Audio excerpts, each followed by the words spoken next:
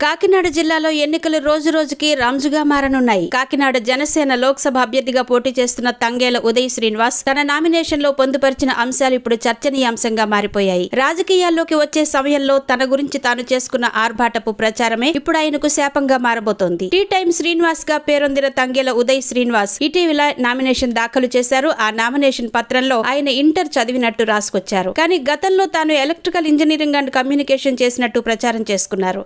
అంతేకాదు దుబాయ్లో తాను సాఫ్ట్వేర్ ఇంజనీర్ గా ఉద్యోగం చేశానని గతంలో చెప్పుకొచ్చారు. తీరా ఎన్నికల అఫిడవిట్ లో తన విద్యా అర్హత ఇంటర్ అని నమోదు చేయడంతో ఇప్పుడు అసలు వివాదం మొదలైంది. దుబాయ్లో తంగెల ఉదయ్ శ్రీనివాస్ సాఫ్ట్వేర్ జాబ్ చేయలేదని, క్రికెట్ బుకీ నిర్వహించేవాడని ఆరోపణలు వినిపిస్తున్నాయి. అక్కడ వివిధ బ్యాంకుల్లో లోన్లు తీసుకుని ఎగ్గొట్టిన తంగెల ఉదయ్ శ్రీనివాస్ పై దుబాయ్ ప్రభుత్వం 2015 మార్చిలో కేసు నమోదు చేసి లుకౌట్ నోటీసులు కూడా జారీ చేసినట్టు తాజాగా వెలుగులోకొచ్చింది. దాంతో జనసేన సమర్థించలేక ఊరుకోలేక ఆత్మరక్షణలో పడిపోయింది. మరోవైపు వైసీపీకి ప్రధాన అస్త్రం దొరికినట్టయింది.